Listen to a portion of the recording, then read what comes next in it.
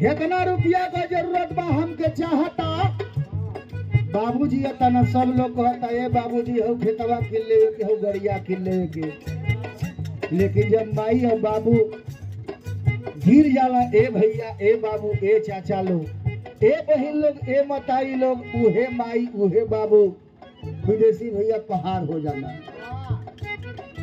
ऐसे कभी जी लिखा था नहीं अरे माई बाबू सबसे महान हो।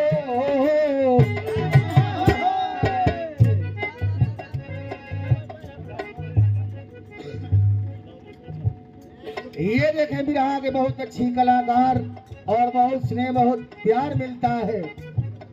संगीता सरगम जी आपके ओर से यथा उचित नमस्कार प्रणाम सकल पंच के नमस्कार प्रणाम इस्तकबाल घर मकदम करते हैं।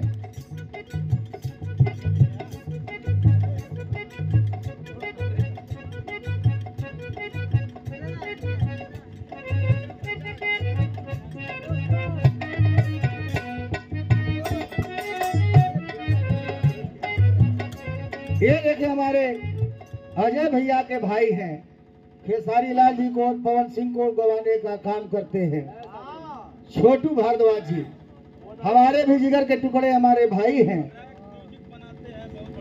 हाँ हो गया तो चर्चा सुनेगा। ये हमारे भाई हैं छोटू भैया आपके ओर से बहुत सारा रुपयों से सम्मानित किया गया। आपको यथाउचित नमस्कार प्रणाम। आपके माता पिता के श्री चरणों में बहुत बहुत प्रणाम कहना है। माई बाबू माई बाबू माई बाबू अरे माई बाबू सबसे महान हो। अरे माई बाबू सबसे महान हो त जिनकर पूजा चरणवा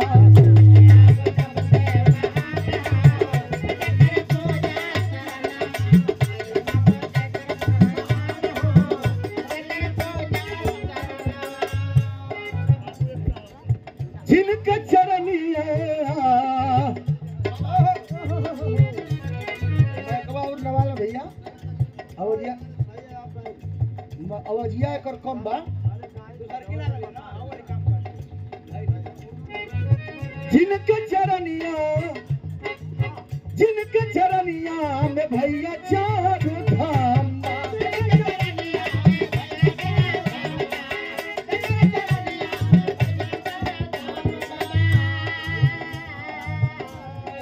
काशी का मतिर बेड़ तीरथ तमाम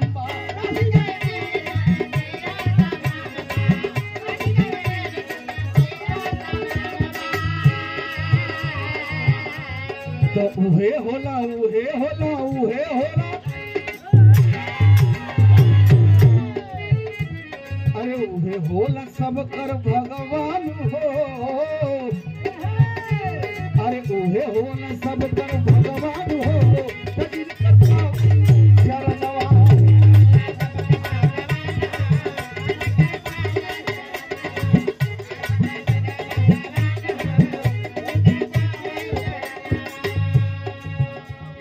माई का गोद में चाहे मर्यादा पुरुषोत्तम भगवान चाहे श्री कृष्ण भगवान, इसलिए कवि जी को लिखना पड़ा क्या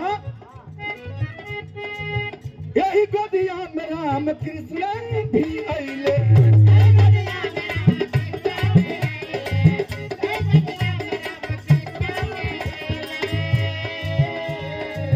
और जब अला तक लेके जन्म उद्धार सब कर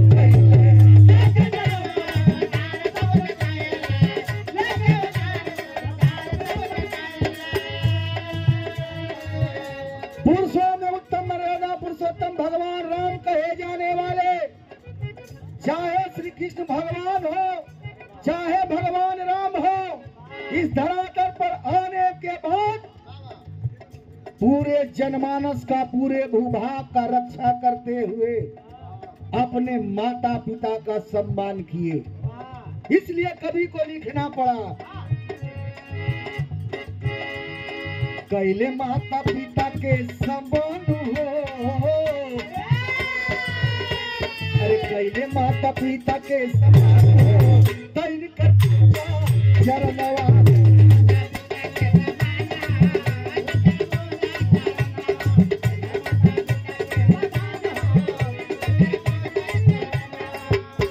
घर बनौला। लेकिन ए भैया जब बाबू गिरा पड़ जात हुआ तब बेटा बेटी ना सुधत हुआ। आज कई एक समाज हो गई बा, ये लिए कवि जी लिखता नहीं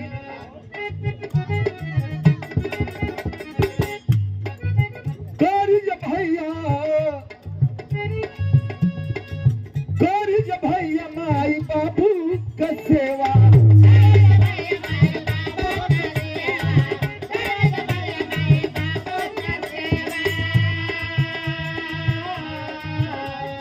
सुख शांति मिली मिली खूब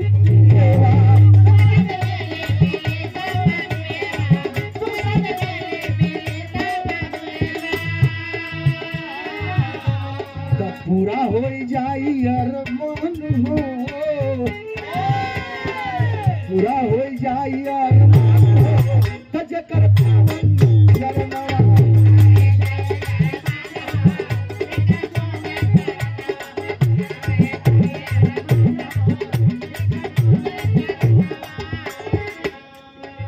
आज माता जी ये परिवार में ना है ना,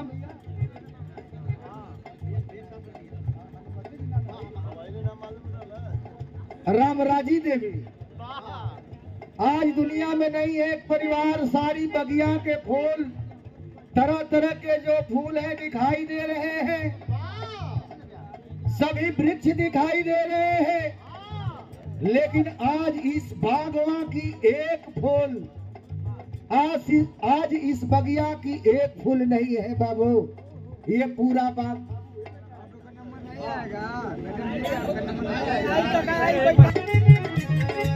रमना जी देवी छोड़ गईली नगरिया,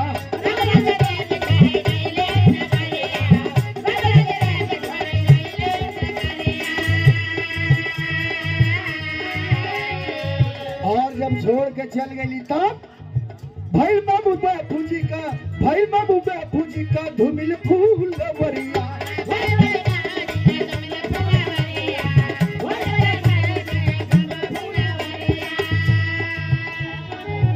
ये देखे हमारे पिताजी भैल बाबू जी के धूमिल फूल वरिया।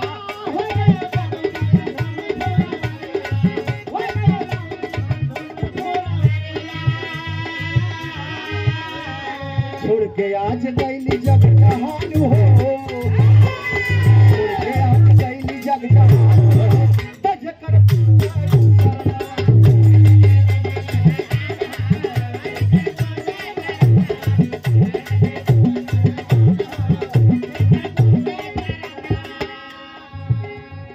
पत्तू चाबर काशी बुल्लू सुखनंदन धरोहर।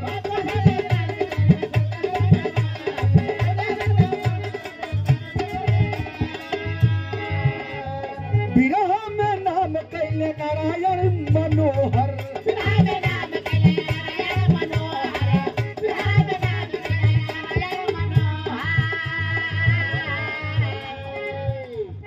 और देखे हमारे रात में आवाज लगाता हो।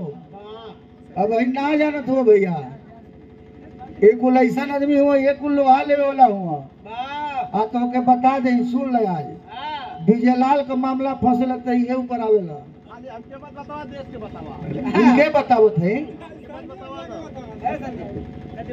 अब तू शरारत ढेर करत हुआ हमरा से ना, हम तो के प्यार से समझाओ तो कुछ दूसर बात ले जात हुआ। और इनका जो है 12 बजे रात की जरूरत पड़ती है, और हमारे पिताजी के पहले शिष्य हरिहर यादव जी के छोटे भाई हीरा यादव जी हम लोगों के गार्जियन है, हम लोगों के अग्रज हैं, हम लोगों के मार्गदर्शक है। 12 बजे रात में यदि गोली चलानी पड़ती है तो हीरा यादव राइफल लेकर चलते हैं। और ज्यादा मैं क्या कहूँगा, मैं आवाज लगाया कि हीरा चाचा आज अकेले हैं, चलना है गाजीपुर, हमारे साथ आए। आपके ओर से हीरा चाचा जी की ओर से पुष्प की पंखुड़ियों में गुथा हुआ प्यार पुष्पहार और 501 रुपया से सम्मान किया गया। सिर चरणों में बहुत बहुत प्रणाम करते हैं। काशी बुल्लू बद्धू चावर काशी बुल्लू सुखनंदन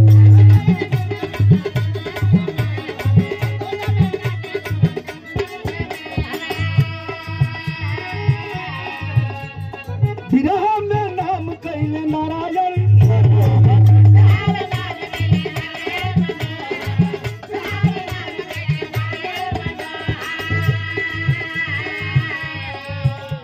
तो जोखन ब्रिज मोहन के परान हो, जोखन ब्रिज मोहन के परान हो।